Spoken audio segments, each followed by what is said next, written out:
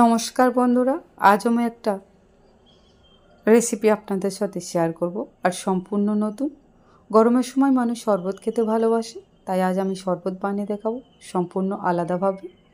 রেসিপিটার জন্য এখানে আমি একটি পাত্রে নিয়ে নিয়েছি 1 বাটি লিকুইড দুধ। আর বাটিটা ধুয়ে আমি সামান্য একটু জল অ্যাড করলাম। আর দুধটা কিন্তু এখানে অনেকটা নিয়েছি পরিমাণ মতো। আর দুধটা আমি জাল দিয়ে নেব, তবে এটা খুব ঘনও করব না আর খুব পাতলাও রাখবো না, মিডিয়াম আমি রেখে দেব। দুধটা খুব ভালো করে আমি জাল দিয়ে নেব। আর দুধটা আমি একটু নাড়াচাড়া করে আবারও নামিয়ে নেব, কারণ এটা খুব ঘন বা খুব বেশি পাতলা করব না, মাঝারি রাখব। এটা হয়ে গিয়েছে, এটা নামিয়ে আমি কিছুক্ষণ ঠান্ডা হতে দেব। এবার এই সসপ্যানের মধ্যে আবারও একটু আমি জল দিয়ে দিলাম। এবার এখানে আমি অ্যাড করে দেব ভিজিয়ে রাখা সাবু। সাবুটা আমি রাত্রে ভিজিয়ে রেখেছিলাম, পুরোটা নিইনি। এবার সাবুটা আমি সেদ্ধ করে নেব।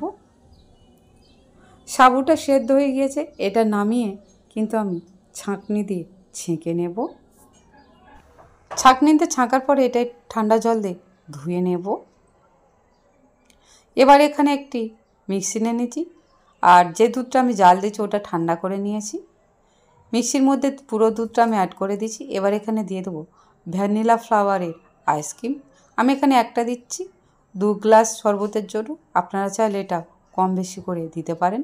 এবার মিষ্টির জন্য দিচ্ছি 3 চামচ চিনি। এখানে যে যেমন মিষ্টি খেতে ভালোবাসে সেই অনুযায়ী দেবেন। এই সমস্ত উপকরণ আমি পেস্ট করে নেব। এবার এখানে আমি 2টো গ্লাস নিয়ে নিয়েছি, আর এর মধ্যে আমি নিয়ে নিয়েছি আইস টুকরো। আপনারা চাইলে এটা নাও দিতে পারেন, ঠান্ডা জলটাও ইউজ করতে পারেন। এবার যে সাবুটা আমি ছাঁকনিতে ছেঁকে নিয়েছিলাম সেদ্ধ করে, সেটা 1 চামচ করে 2টো গ্লাসের মধ্যে অ্যাড করে দেব। এবার এখানে দিয়ে দেব কিছু আঙ্গুর কুচি, আর দিয়ে দেব কিছু পরিমাণ ডালিমের কুচি। 2টো গ্লাসে সমান সমান আমি দিয়ে দিয়েছি। এবার এখানে অ্যাড করে দেব পেস্ট করে রাখা দুধ আর আইসক্রিমটা। এবার 2টো গ্লাসে দেওয়ার পরে এটা আমি চামচ দিয়ে খুব ভালো করে ফেটে নেব, কারণ এতে সাবুও আছে।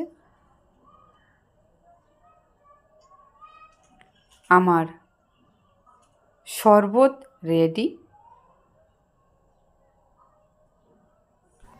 সাবু দিয়ে ভ্যানিলা ফ্লেভারের শরবত রেডি।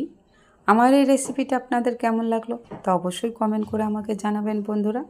রেসিপিটি ভালো লাগলে লাইক, কমেন্ট, শেয়ার, সাবস্ক্রাইব অবশ্যই করবেন, আর বেশি বেশি করে শেয়ার করে দেবেন। ভালো থাকবেন, সুস্থ থাকবেন। ধন্যবাদ।